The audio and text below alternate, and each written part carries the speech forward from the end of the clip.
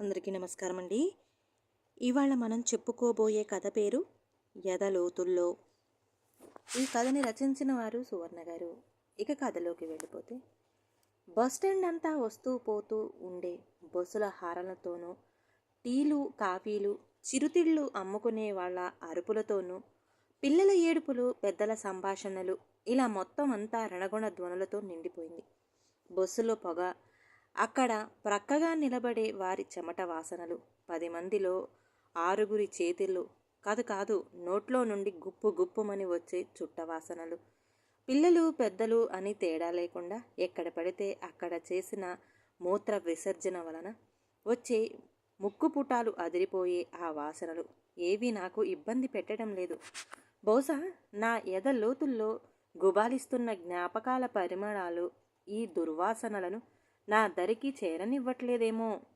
Bus కోసం బస్టాండ్లో ఎదురు చూస్తున్న నాకు అక్కడ ఎండకి చెమట ఒళ్ళంతా కారిపోతుంది. 10 ఏళ్లుగా ఆస్ట్రేలియా వాతావరణానికి అలవాటు పడ్డ శరీరం ఈ ఎండ వేడికి కందిపోతుంది. తను పెరిగిన ఊరిని ఎన్నో ఏళ్లకు చూడబోతున్నానన్న పరవశంలో కాబోలు ఆ కష్టం మనసుకు పట్టట్లేదు. నాన్న ఉద్యోగరీత్యా ఎన్నో ఊర్లు తిరిగినా అమాయకపు బాల్యపు ఛాయలను పోగొట్టుకుంటూ ఉన్న దశ నుంచి రెక్కలు విచ్చుకున్న సీతాకోక చిలుకలాగా మారి యవ్వనంలోకి అడుగు పెడుతున్న దశలో అక్కడ ఉండటం వలనేమో ఆ ఊరుకు నా మనసులో ప్రత్యేక స్థానం దక్కింది అనుకుంటాను. ఆ ఊరు వదిలాక మళ్ళీ ఈ 20 ఏళ్లలో ఎప్పుడు రాలేదు. పై చదువులకి సిటీకి వెళ్ళిపోవడం, ఉద్యోగం, పెళ్ళి అంటూ ఏవో కారణాలు నన్ను ఆ ఊరికి దూరంగా విసిరేశాయి. ఇప్పుడు ఇలా ఆడపడుచు కూతురు పెళ్లి చలవా అని అక్కడికి వెళ్ళే అవకాశం వస్తుంది. అందుకే ఎన్ని అవాంతరాలు వచ్చిన అవకాశాన్ని వదులుకోదలుచుకోలేదు. మా వారు, పిల్లలు, మిగిలిన బంధువులు అంతా నన్ను కూడా వాళ్లతో పాటు ఈరోజు వాళ్ళు వెళుతున్న వాటర్ ఫాల్కి రమ్మని చాలా ఒత్తిడి చేసినా నేను మాత్రం ఇక్కడికి వెళ్ళడానికే మక్కువ చూపించాను. కనీసం కారులో వెళ్ళమని మా వారు ఇచ్చిన సలహాను కూడా పెడచెవిన పెట్టడంతో నా మానాన నన్ను వదిలేసి వాళ్ళు చక్కా వెళ్ళిపోయారు.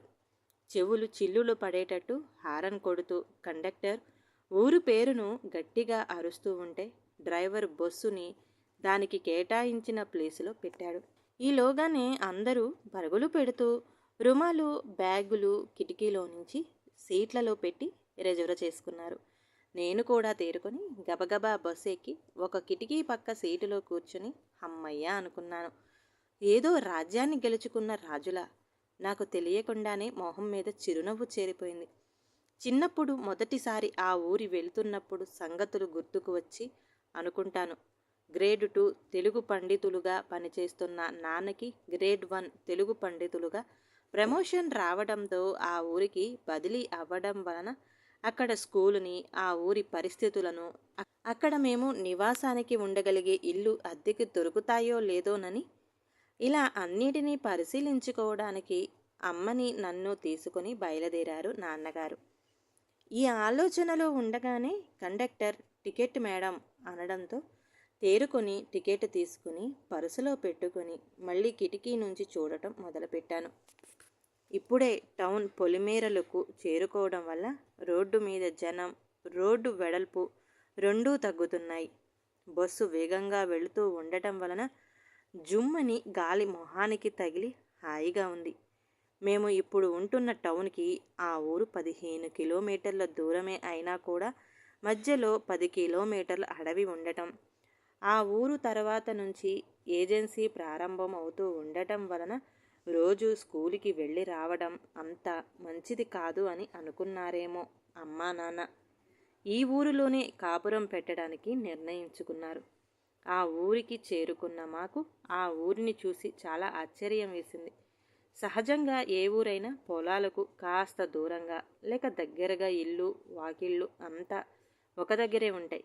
ఈ ఊరు మాత్రం వింతగా, కొత్తగా, పిల్లాడు కోపంగా విసిరేసిన బొమ్మ పగిలి అక్కడక్కడా పడిన తునకలులాగా 4-5 చోట్ల ఉంది. ఆ ముక్కలుగా ఉన్న ఊరి భాగాలను ఆ ఊరి పేరుకు ముందు కొత్త, పాత, మిద్దె, గద్దె అని పేర్లు తగిలించి పిలుచుకుంటున్నారు అక్కడి వాళ్ళంతా. ఆ స్కూల్లోనే వర్క్ చేస్తూ అక్కడే నివాసం ఉంటున్న సోషల్ మాస్టర్ ఇంటికి అతిథులుగా వెళ్ళిన మాకు ఆయన ద్వారా విషయం తెలిసింది. అక్కడ సమీపంలో ప్రవహిస్తున్న తాండవ నదికి డ్యామ్ కట్టడంతో అక్కడ భూసేకరణలో భాగంగా కొన్ని ఇళ్ళు పొలాలను ప్రభుత్వం స్వాధీనం చేసుకుంది. అందుకు బదులుగా కొన్ని ప్రాంతాలను వారి నివాసం కోసం కేటాయించారు. అలా కొంతమంది అక్కడ కొత్త ఇళ్ళు కట్టుకోగా, కొంతమంది వాళ్ళ పొలాలకు దగ్గరలో ఇళ్ళు కట్టుకుని బతకసాగారు. ఆ కొత్తగా ఏర్పడిన ఊరిలో అన్ని సౌకర్యాలు, మరుగుదొడ్లు, బోరుబావులు ఉన్న కొత్త ఇల్లు అద్దెకు దొరికే అవకాశం ఉండడం, పైగా ఆ ప్రాంతం స్కూల్కి దగ్గరవడం, మరియు ఆ ఇంటి యజమానులు చుట్టుపట్ల ఊర్లలో పనిచేస్తున్న టీచర్స్, ఇతర ఉద్యోగులు కావడంతో అక్కడ ఒక ఇల్లు అద్దెకి తీసుకున్నాం. కొత్త ఊరు, కొత్త స్కూలు, కొత్త ఫ్రెండ్స్, ఇలా హాయిగా సాగిపోతుంది. వంటలోకి మడి నుంచి అప్పుడే తెచ్చిన తాజా కూరగాయలు, పొద్దున్నే వాడుకకు చిక్కటి కమ్మని ఆవుపాలు, పిలిచినా పిలవకపోయినా పనిగట్టుకుని వచ్చి పనులు చేసి వెళ్ళే ఆ ఊరి అభిమానం చూపించే ప్రజలు, వారాంతరంలో పచారీ సామాన్లు తెచ్చుకునే నెపంతో టౌన్కి వెళ్ళి 2 సినిమాలు, 4 షికార్లు చేసుకుంటూ మేము ఆ ఊరిలో కాపురం పెట్టడం అనే తన మంచి నిర్ణయంకు నాన్న మీసం మెలితిప్పుతూ గర్వపడుతున్న రోజులు. ఇలా పట్టుమని 6 నెలలు అయినా గడిచాయో లేదో పెద్ద ఉపద్రవం వచ్చి పడింది. అక్కడ నియోజకవర్గం ఎమ్మెల్యేని నక్సలైట్లు కిడ్నాప్ చేశారు. మాకు అప్పుడే కొత్తగా తెలిసిన విషయం ఏమిటంటే ఆ ఊరి సమీపంలోనే సదరు ఎమ్మెల్యేని దాచి ఉంచారు. మేము ఉండే ఊరు ఏజెన్సీ ప్రాంతానికి మొదటి మెట్టు అవ్వడం, సమీపంలో అడవులు, నిర్మానుష్య ప్రాంతాలు ఉండటం వలన టౌన్కి రాకపోకలు సులువుగా చేయగలగడం వలన అనుకుంటూ అది నక్సలైట్లకు కేంద్ర బిందువు అయ్యింది. రాత్రి పగలు ఊరంతా పోలీసుల పహారాలతో, అందరి మీద నిఘాలతో, ఎప్పుడు ఏం జరుగుతుందో అనే ఉత్కంఠతతో దినదిన గండం 100 ఏళ్ల ఆయుషులా ఉంది మా పరిస్థితి. ఊరిలో ఏం జరిగితే ఏంలే, మేమేమైనా విప్లవకారులమా, డ్యూటీలో ఉన్న పోలీసులమా ఏమిటి?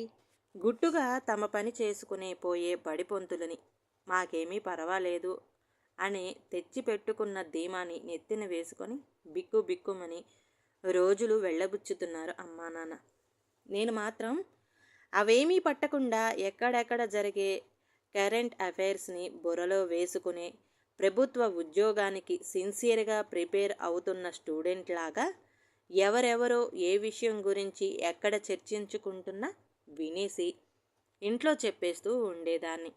ఆ రోజు బహుశా అర్ధరాత్రి 10-10:30 అయ్యిందనుకుంటా. పల్లెటూరు కదా, ఆ సమయాన్ని అర్ధరాత్రి అని అంటారు మరి. మేము మంచి గాఢ నిద్రలో ఉన్నాము. టక్ టక్మని తలుపు కొట్టిన చప్పుడు.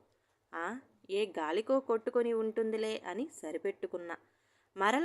మరలా అదే చప్పుడు రావడంతో ఈ టైంలో ఎవరై ఉంటారా తలుపు కొట్టేది అని అనుకుంటూ తలుపు తీసి చూద్దుము కదా, మా పక్క ఇంటి ఆయన పళ్ళు ఇకిలించుకుంటూ, మాస్టారు, మీరు సామాన్లు టౌను నుంచి తెచ్చుకొని ఇంట్లో ఉంచుకుంటారు కదా, మాకు కొంచెం టీ పొడి, పంచదార అంటూ కొన్ని లిస్టు చెప్పి ఇవ్వమని అడుగుతూ గొంతు బాగా తగ్గించి, అన్నలు వచ్చారు అండి, వారి కోసం కావాలి అని చావు కబురు చల్లగా చెప్పాడు.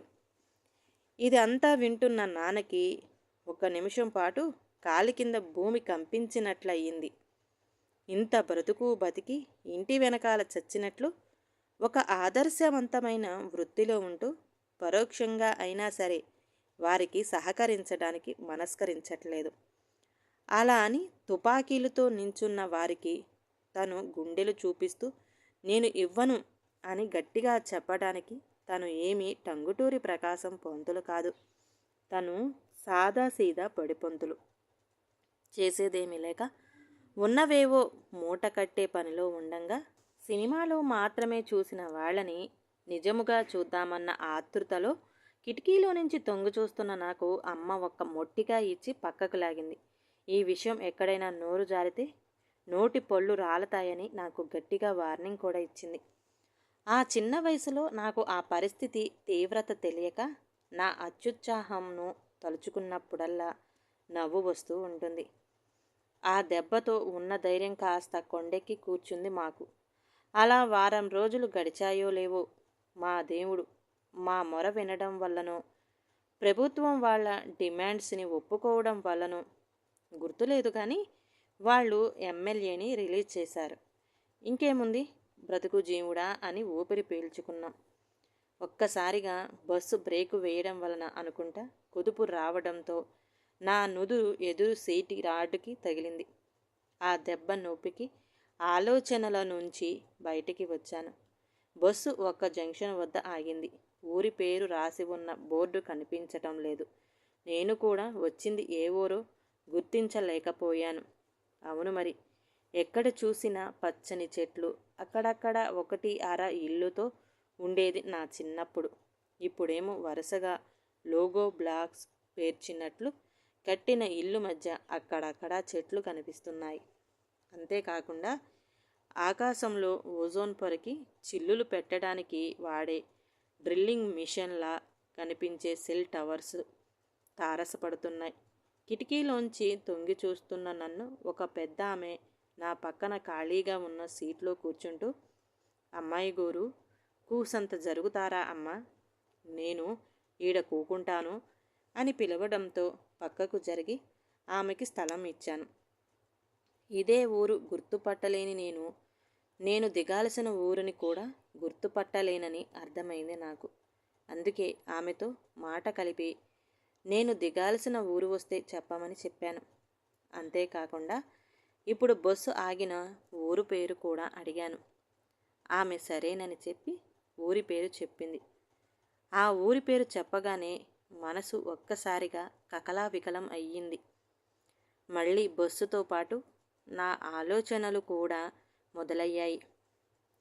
అప్పుడు నేను 8వ తరగతి చదువుతున్నాను అనుకుంటా. జీడీ నాకు ఇవ్వకుండా తినేసింది అని, స్కూల్ ఇంటర్వెల్లో నాకు చెప్పకుండా వెళ్ళిపోయింది అని, నా మీద చాడీలు చెప్పిందని, ఇలాంటి చిన్న చిన్న కారణాలకు కూడా రోజుకొక ఫ్రెండును మార్చే బాల్య చాపల్యం నుండి అప్పుడప్పుడే స్నేహబంధంలోని మాధుర్యాన్ని చవిచూస్తున్న రోజులు. సహజంగా పల్లెటూరు కావడం, నేను చదివేది ప్రభుత్వ పాఠశాల కావడంతో నా ఫ్రెండ్స్ ముగ్గురిలో 2 రైతు కుటుంబంలో జన్మించినవారు. ఒక అమ్మాయి మాత్రం నాలాగే ఆ స్కూల్లో పనిచేస్తున్న వేరే మాస్టరి కూతురు. స్కూల్ ఒక గట్టు మీద ఉండటంతో చాలా సాపుగా ఉండే పెద్ద పెద్ద బండలు స్కూల్ చుట్టూ ఉండేవి. మేము నలుగురం ఎప్పుడూ జట్టుగా ఉంటూ ఆటల పీరియడ్స్లో, ఇంటర్వెల్ వేళల్లో ఆ బండల మీద కూర్చుని అమ్మ ఇచ్చే అప్పచ్చులు, శెట్టిగారి కొట్టులో కొనుక్కున్న జీడిళ్ళు, బఠానీలు, ఓరేసిన ఉసిరికాయలు పంచుకుంటూ ఏవేవో కబుర్లు చెప్పుకుంటూ పోయిన ఆదివారం చూసిన 2 గంటల సినిమాను నవరసన నటనా చాతుర్యం ఉపయోగిస్తూ రోజుకు కొంత భాగం చొప్పున 5 గంటలు చెప్పుకుంటూ హాయిగా ఆనందంగా గడుపుతున్న రోజులు. అప్పుడు మొదలైంది ఊరిలో ఒక ప్రచారం. మేము ఉంటున్న ఊరికి మరోవైపు రోడ్డుకు కాస్త లోపల 6-7 కిలోమీటర్ల దూరంలో ఒక చిన్న పల్లెటూరులో కొండగుట్ట వద్ద వజ్రాలు అనబడే రంగురాళ్ళు పడ్డాయని, నాన్నకి ఒకసారి ఆ ఊర్లో ఎలక్షన్ డ్యూటీ పడటంతో ఆ మారుమూల పల్లెటూరు అప్పటికే మాకు సుపరిచితం. మొదట్లో అక్కడి ప్రజలు ఈ విషయంపై పెద్దగా ఆసక్తి చూపకపోయినా దళారులు, అవకాశవాదులు వజ్రాల వలె కనిపిస్తున్న ఆ రంగురాళ్లను నగలలో పొదిగి ధర ఎక్కువ కట్టవచ్చు అనుకునే నగల వ్యాపారుల మధ్యలో చేరి దీనికి ప్రచారం చెయ్యడంతో చాప కింద నీరులా పక్క ఊర్లకి కూడా పాకింది.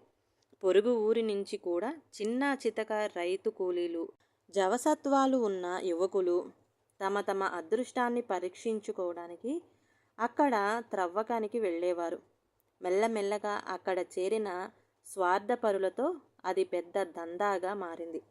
ఆ రాళ్లకు రేటు కట్టి డబ్బులు ఇచ్చే వ్యాపారులు చేరి అందులో కొంతమంది వద్ద కావాలనే ఎక్కువ రేటు ఇచ్చి కొనుక్కుని మిగతా వారికి వాళ్ళని చూపిస్తూ ఎవరికి అదృష్టం ఉంటే వాళ్ళు లక్షాధికారు అయిపోవచ్చని అందరిలోనూ ఆశ కలిగించారు. అంతే, అసలే అక్కడి ప్రజలు పట్టణం పోకడలకు అలవాటు పడుతున్న రోజులు కావడం చేత మంగలి, చాకలి, కంసాలి లాంటి కుల వృత్తులు చేసుకుని పబ్బం గడుపుకునే వాళ్లకు రాబడి బాగా తగ్గుముఖం పట్టింది. దాంతో ఈ రంగురాళ్ల వ్యాపారం వాళ్లకు చాలా ఆశాజనకంగా అనిపించింది. రోజు వచ్చే కాస్త బేరాలని పక్కన పెట్టేసి వాళ్ళ తలరాతలు మార్చే వజ్రం కోసం అన్వేషణ మొదలుపెట్టారు. అక్కడికి వెళ్ళి తవ్వే వాళ్ల సంఖ్య పెరగటంతో ప్రభుత్వం కల్పించుకుని అక్కడ దొరుకుతున్న రాళ్ళు నిజంగానే విలువైన ఖనిజాలు అవునా కాదా అని దర్యాప్తుకు ఆదేశించింది. ఆ ప్రాంతాన్ని నిషిద్ధ ప్రదేశంగా ప్రకటించి పోలీసులను కాపలా కూడా పెట్టింది. ఈ హఠాత్ పరిణామంతో దగాకోరుల దోపిడీ మరీ ఎక్కువయింది. ప్రభుత్వం నిషిద్ధ ప్రాంతంగా ప్రకటించిన ప్రాంతానికి ఆనుకుని ఉన్న పొలాలు, స్థలాలు మోతుబరుల పలుకుబడి ఉన్నవారుచే కొనబడ్డాయి. ఆ నిషిద్ధ ప్రాంతంలో తవ్వకూడదు కాబట్టి చుట్టుపక్కల పొలాలలో తవ్వుతూ రంగురాళ్ళు వెలికితీసేందుకు అందరూ సన్నద్ధమయ్యారు. ఇదే అదునుగా గంటకు ఇంత అని వసూలు చేయడం మొదలుపెట్టారు ఆ ఆసాములు. ఎంతకీ ఆశ చావని ప్రజలు అప్పు చేసి మరీ తవ్వడానికి ఎంతమాత్రం వెనకాడలేదు. ఈ విషయాలు కొన్ని అమ్మ నాన్న మాట్లాడుతున్నప్పుడు వినగా, కొన్ని స్కూల్లో ఫ్రెండ్స్ ద్వారా తెలుసుకునేదాన్ని. నా 3 ఫ్రెండ్స్లో ఒక అమ్మాయి వాళ్ళ నాన్న ఉన్న 2 ఎకరాల్లో అప్పు చేసి మరీ వేసిన శనగ చేను అతిగా పడే వర్షాల వల్ల కుళ్ళిపోవడంతో అప్పులు పాలు అయిపోయాడు. వాళ్ళ తలరాతలు మార్చి అప్పులు తీర్చే ఒక్క రాయి అయినా దొరక్కపోతుందా అనే నమ్మకంతో ఉంటున్న ఇంట్లో నగలు కుదవ పెట్టి మరీ వెళ్ళేవారు. తాను ఒకటి తలిస్తే దేవుడు ఇంకొకటి తలుస్తాడు అన్నట్లుగా. అసలే వర్షాకాలం. ఒక పద్ధతి లేకుండా భూమిని డొల్లలా దొలిచేయడం వలన అనుకుంటా ఒక రాత్రి మట్టి చర్యలు పెలపెలమంటూ విరిగిపోయాయి. ఆ శిథిలాలలో పడి ఎంతోమంది దారుణంగా చనిపోయారు. ఆ కాళరాత్రి ఎన్నో కుటుంబాల ఆశలను ఛిద్రం చేసింది. ఎంతోమంది తమ వాళ్లను కోల్పోయి శోక సముద్రంలో మునిగిపోయారు. అంతులేని ఆశకి ప్రకృతి చెప్పిన గుణపాఠం అది. తెల్లారేసరికి ఈ విషయం ఊర్లన్నీ పాకింది. ఎక్కడ చూసినా అదే చర్చ. ఆ ఉద్రిక్త వాతావరణం వలన స్కూల్కి సెలవు ఇవ్వటంతో 2 రోజుల తరువాత వెళ్ళిన నాకు నా ఫ్రెండు నాన్న కూడా ఆ ప్రకృతి విలయానికి సమిదైపోయాడు అని తెలిసి తల్లడిల్లిపోయాను. అప్పుల్లో కూరుకుపోయిన తండ్రిని కోల్పోయిన నా ఫ్రెండ్ స్కూల్ మానేసి రోజు కూలీగా మారిపోవడం నన్ను ఎప్పటికీ కలిచివేస్తుంది. ఈ విషయం గుర్తుకు రావడం వలన అప్రయత్నంగా వచ్చిన నా కన్నీరు చెంపలకు తాకగానే ఈ లోకంలోకి వచ్చాను. ఎవరైనా చూస్తే బాగోదని అనిపించి కళ్ళు తుడుచుకొని యథాలాపంగా కిటికీలో నుంచి చూశాను. నేను వెళ్లాల్సిన ఊరు పొలిమేర వచ్చినట్టు ఉంది. ఊరు ఎంత మారినా ఎవరి అవసరం లేకుండా నేను గుర్తుపట్టగలిగాను. గబగబా బస్ డోర్ దగ్గరకు వెళ్ళి నేను దిగాల్సిన స్థలంలో ఆపమని కండక్టర్కి చెప్పి అక్కడే నుంచున్నాను. బస్సు ఆగగానే ఒక్క ఉదుటున దిగిపోయాను. అసంకల్పితంగా పడుతున్న నా అడుగులు మేము ఉన్న ఇంటి వైపుకి తీసుకువెళుతున్నాయి. కనుచూపు మేరలో నా ఇల్లు, నేను ఆడుకున్న ఇల్లు కనపడగానే ఏదో తెలియని ఉత్సాహంతో ముందుకు నడిచాను. ఇంకా నా ఎద లోతుల్లో నిక్షిప్తమైన ఎన్నో మరపురాని జ్ఞాపకాల నిధిని వెలికి తీయడానికి సంసిద్ధమయ్యాను.